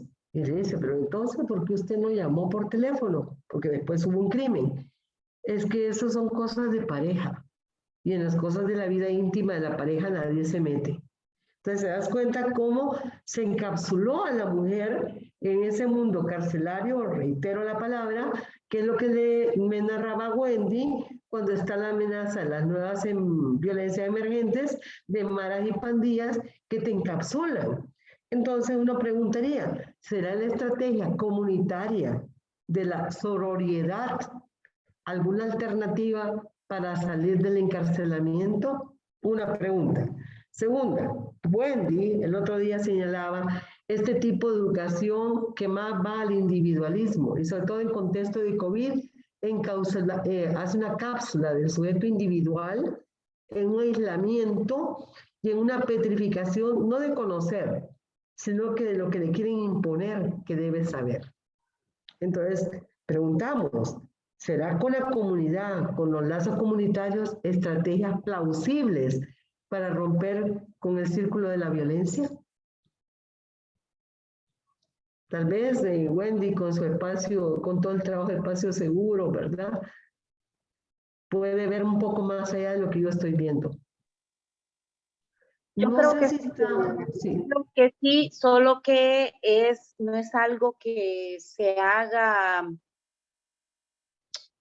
de forma inmediata. Yo creo que es un proceso. Yo creo que sí se puede en determinadas comunidades ir avanzando en esos procesos de empoderamiento de la mujer y de acrecentar la sororidad, como decía vos, porque la mujer está ávida de conocimiento, ¿verdad? Quiere saber, quiere interpretar, quiere cambiar, quiere tener ciertos cambios. Y quieren dar por ejemplo, muchas de las nuestras nos han dicho cosas que yo he aprendido, yo las he ahora platicado con mi pareja, ¿verdad? Porque yo no sabía que esto era así y lo he descubierto y ahora yo les digo, pues que tiene que estar a la par mía, pues que tiene que hacer en la casa, pues que tiene que tratarme distinto. Algunas se atreven, algunas, no todas, pero que sí se da, o sea, sí, yo creo que si al final uno intenta como establecer procesos más amplios y así con directrices bien marcadas de cómo ir midiendo esos avances, yo creo que sí se podría dar, Xiomara. Claro. Pero no significa que el grupo que estemos ahí no estamos expuestas y expuestos, los compañeros también, a sufrir alguna amenaza tal vez por parte de los grupos de violencia, ¿verdad? Porque uno tiene que ir ahí con guantes de seda y con pies de plomo. Entonces, E incluso en algunos de los grupos, por ejemplo en la Lima, uno de los grupos, nosotros sabemos que dentro de los grupos de mujeres hay mujeres que están dentro de las maras, ¿verdad? Entonces, cuando vamos tocando el tema de violencia, lo vamos haciendo de tal manera que se vaya enfocando en ella, en la mujer, y no tanto en el entorno comunitario. Y desde ellas van aprendiendo o abriendo los ojos de ver de que lo que les está pasando es por una causalidad del entorno, ¿verdad? Y cómo ellas tienen que ir conviviendo con eso y transformándolo. Correcto. Me parece que esta reflexión que estás contribuyendo en este momento es una vía de estrategia, sobre todo con una visión comunitaria de interdiálogo, de crecimiento, de escucha y de empatía también, ¿verdad? Para lograr la apertura. Pero también eso me posibilita cómo pensarnos la recuperación de la identidad del cuerpo de la mujer sin depender de la costilla, ¿verdad? Sino que una visión integradora, una visión holística del ser mujer, del decirse, soy mujer que me estoy haciendo. Como decía la Simone de Beauvoir, la mujer no nace, sino que se hace, ¿verdad? Siempre en ese proceso dialéctico de la apertura. Y yo creo, Tomás, que incluso, perdón que te interrumpa, hasta nosotras, ¿verdad? Que hemos estado en un proceso de formación de varios años en tema de género, hasta nosotras mismas nos cuesta desaprender, nos cuesta caminar y vernos de manera distinta, de reconocernos como mujeres, como ese ser independiente, poseedora de derechos, hasta a nosotras nos cuesta. Muchas veces caemos en la cotidianidad de volver a ese patrón patriarcal, ¿verdad? Claro. Y a veces lo interponemos y lo trasposamos hasta nuestros hijos e hijas. Entonces, es un constante desaprender y un constante cambio que va desde nosotras para que podamos en alguna medida pasarle a la otra esa diferencia. Me parece muy bien. Aquí el punto sería también cómo incluir en este diálogo, en este debate, la mirada del hombre que también se reconozca en la fragmentación y en la expropiación que han hecho de su cuerpo y también de sus potencialidades y sentimientos, ¿verdad? Creo que el trabajo es bastante interesante y yo creo que están viendo el sentido del por qué queremos tener una red de compañeras y compañeros promotores de un conocimiento innovador, porque ese conocimiento innovador nos está enfrentando a un espejo y ese espejo somos nosotras y nosotros mismos, ¿no? Un espejo en el sentido metafórico de la palabra, de que tiene que ir, traspasar su luz al interior, a la esencia misma y preguntar, ¿quién soy? ¿Quién soy como Wendy? ¿Quién soy como Grosmin? ¿Quién soy como Sofía? Entonces, y no pensarnos en cómo debo parecer o presentarme al otro o a la otra, porque estoy viendo que me busquen el reconocimiento, pero un reconocimiento fenoménico de externalidad, de exterioridad, para simpatizar o agradar. Si yo me quedo en esa decisión, yo misma estoy permitiendo la instrumentalización de mi ser humano. Hoy, no sé si tengo a Senia todavía en el grupo. O ya se me escapó Senia. No sé. ¿Por qué me acordaba de Senia? Porque nosotros tuvimos una oportunidad de un evento que tenía que ver con VIH-Sida en Perú. Y había una serie televisiva, y vuelvo a la normalidad de las cosas y a la naturalidad, de que la hija, ya cuando decidió tener su novio, el novio era muy atento, muy cariñoso, le llevaba flores y todo, pero ella sentía una falta y la falta era que si no la golpeaban, no la quería. Imagínense, porque su entorno fue ver a su madre, que siempre justificaba que se había caído, que le dolía la cadera, que le dolía la pierna, porque el marido continuamente la golpeaba.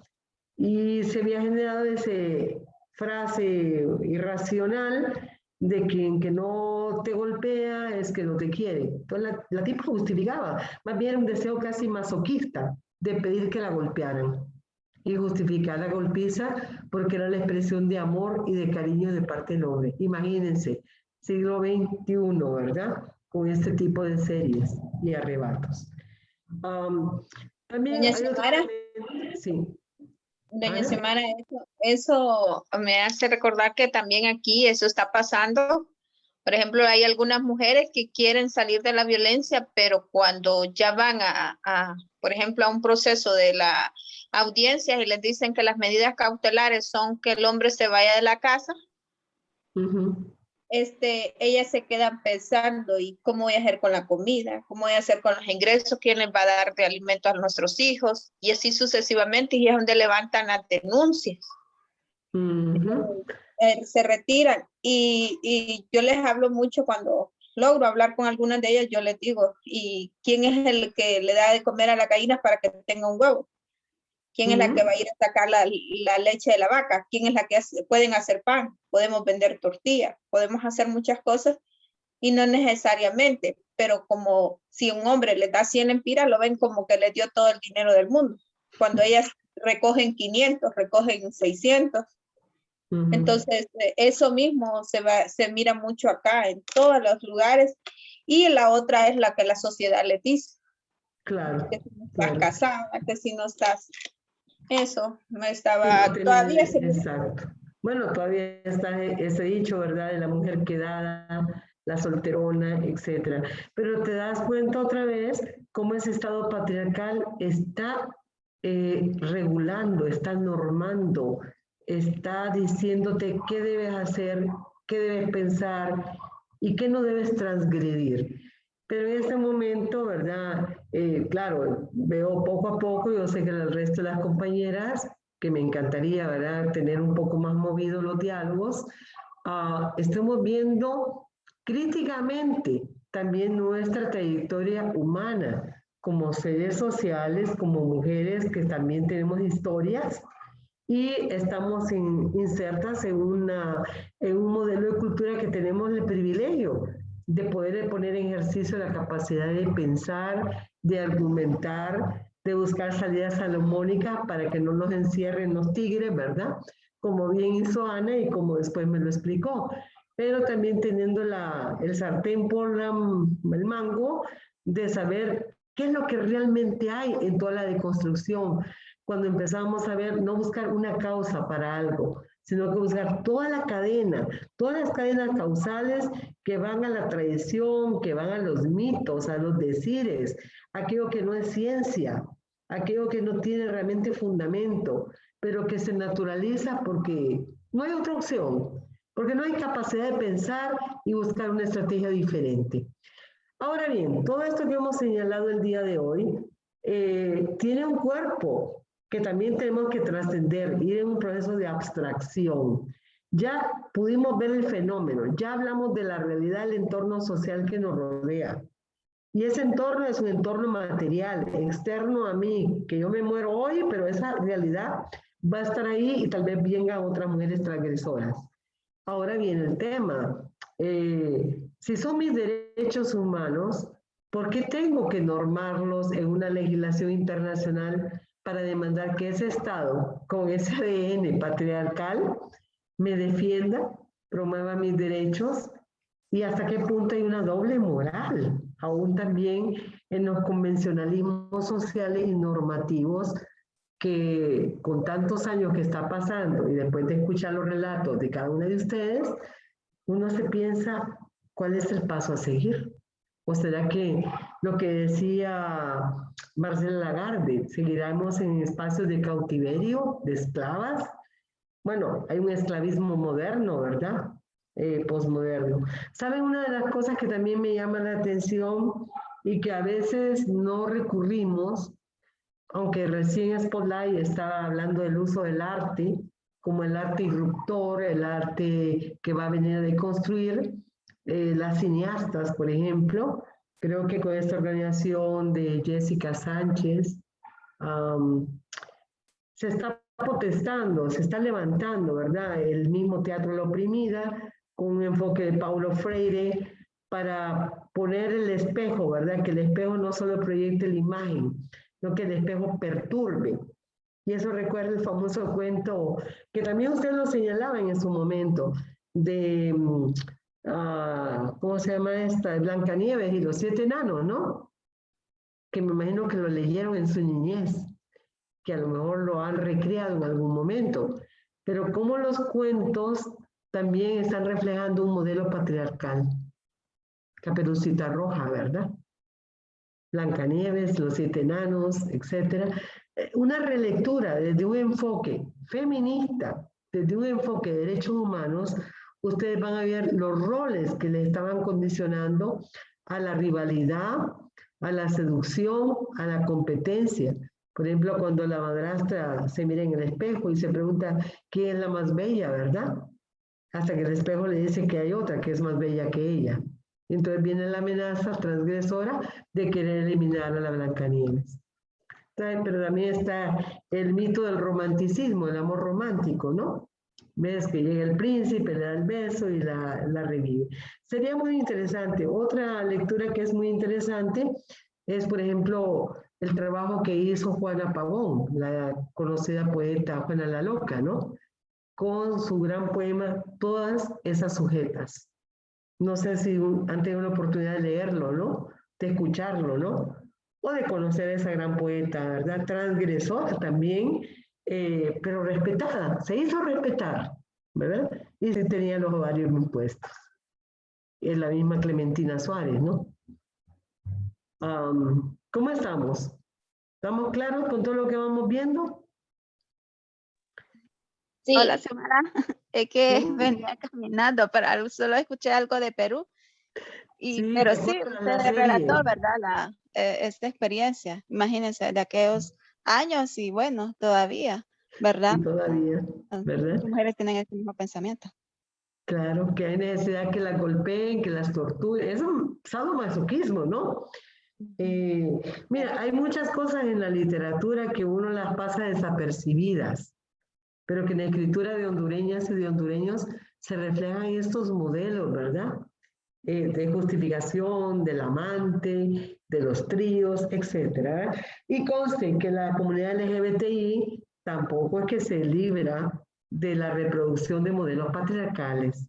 O sea, hay otro tema arduo que tocar, ¿verdad? Sobre todo en la visión de salirse de las posturas binaristas y llegar a lo que Judith Butler, que ahí van a tener un texto de Judith Butler, va a hablar sobre el tema de la performatividad. O sea, mi sexualidad está en un continuum, mi hacerme mujer está en un continuum. No estoy acabada, me estoy haciendo siempre en gerundio. La otra parte que nos falta de seguir abordando es la parte de la normativa, que ayer empezamos a hablar sobre todo, pero hoy no quería entrar ahí porque tal vez Melvia nos encontramos mañana. Mañana voy a utilizar, digamos, la primera hora un poco esa normatividad para que en la segunda parte ustedes ya desde hoy en la noche vayan pensándose el tema que me van a proponer, ¿verdad?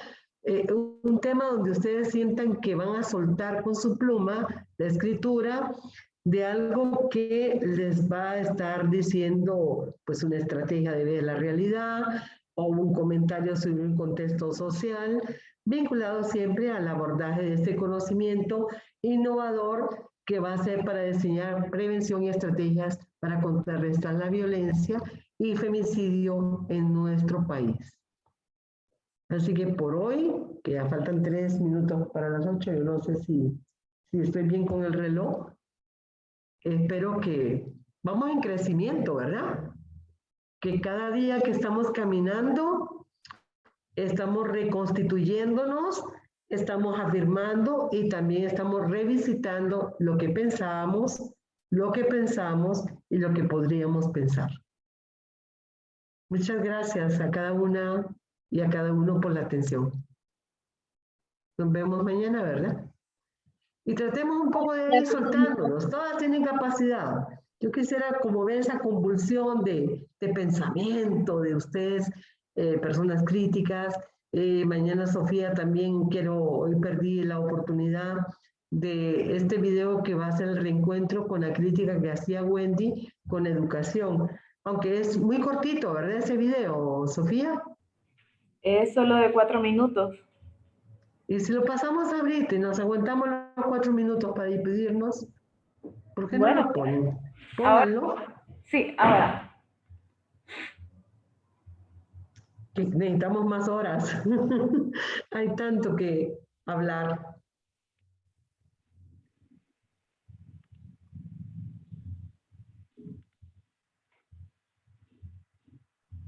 Se escucha. Vamos a ver si lo escuchamos. Yo ahí sí quisiera que Wendy, que fue la que provocó un poco pensar esto, no oigo el sonido. Sí, ahorita sí lo sea. Caminos hacia la igualdad. ¿Se escucha? Hola, soy Ana. Vivo en la Sí. Comuna 3 de Medellín. Tenemos 16 años mi hermano Andrés y yo. Somos lo que llaman comúnmente mellizos, siendo yo la mayor por 2 minutos de diferencia. Los dos estudiamos en el mismo kinder. Luego fuimos a la escuela del barrio y lo mismo. Se paró. No se escucha. Para mi hermano y para mí era muy similar, pero todo era equitativo para los dos. El trato de mis padres para mi hermano y para mí era muy similar, pero desde que comenzó este año, en el que ambos estamos por terminar el bachillerato, he notado que las cosas han cambiado. Un día cuando volvía de hacer un mandado a la tienda, escuché por casualidad que mi mamá hablaba con alguien por teléfono y le decía: no, definitivamente Jaime y yo estamos muy contentos porque Andrés quiere ser ingeniero. Sí, claro, se va a presentar a la de Antioquia, a la Nacional. Sí, mijita, estamos felices. Claro, los dos se gradúan este año. Adiós, gracias. ¿Quién? No, ¿para qué? Lo más seguro es que se enamore y se case rapidito. ¿Novio? No, no tiene. Pero ella es muy bonita y seguramente dentro de poquito se consigue uno. Ojalá sea un buen hombre. Pero a la semana siguiente, a la hora de la comida, cuando todos estaban en la mesa, les conté que en un mes eran los exámenes del ICFES. Mi papá y mi mamá se miraron y me preguntaron que si estaba pensando presentarlos. Les dije que era un requisito para poderme presentar a la universidad. Y mi mamá, muy asombrada, me preguntó que si es que pensaba seguir estudiando. La conversación se extendió cuando mi papá dijo que realmente no podía pagarnos a los dos, que haciendo cuentas, escasamente podía apoyar a Andrés, que quería ser ingeniero. Les conté que quería ser ingeniera civil, aunque nadie me lo había preguntado, y que ya había averiguado, y que con las notas que había tenido en todo el bachillerato, me podía postular a una beca, al menos de la mitad, y que para el resto hacía un préstamo que podía pagar una vez terminara la universidad, y que mi hermano también podía intentarlo. Mis padres me dijeron que si me creía muy liberada, pero les dije que no se trataba de eso. Y les expliqué que yo tenía un proyecto de vida y quería hacerlo realidad. Que en el colegio había aprendido que hay que luchar por lo que queremos y a lo que tenemos derecho, en este caso la educación.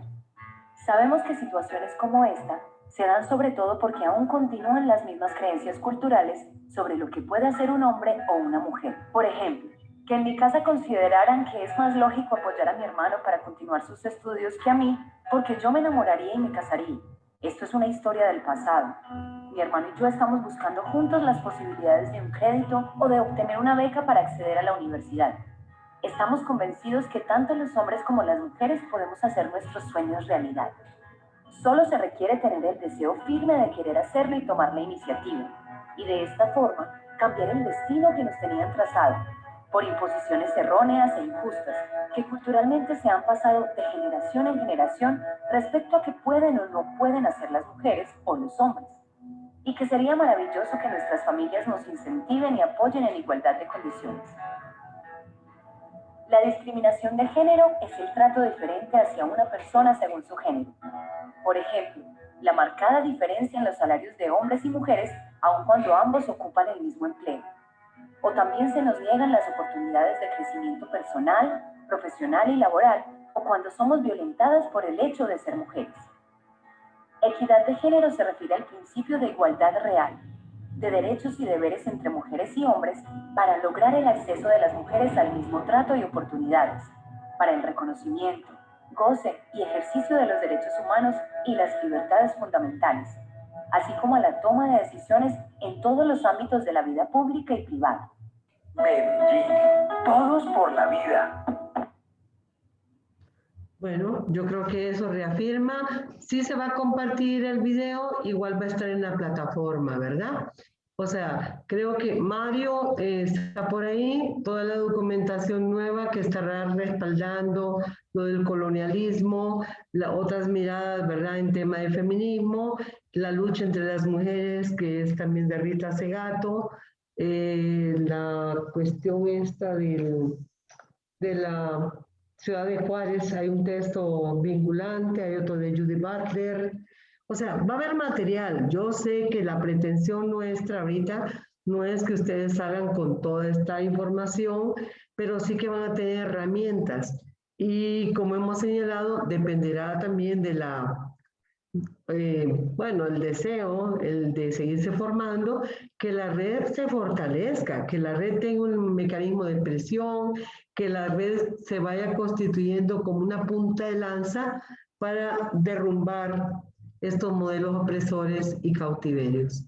Por lo menos son expectativas, deseos que como seres humanos tenemos cuando miro en gente joven como ustedes, con experiencia, potencialidad para el cambio. Así que bueno, hoy sí, les dejo que vayan a descansar y mañana nos encontramos. Gracias, feliz noche.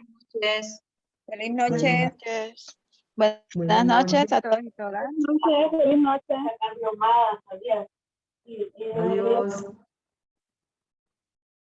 Ok, hasta mañana.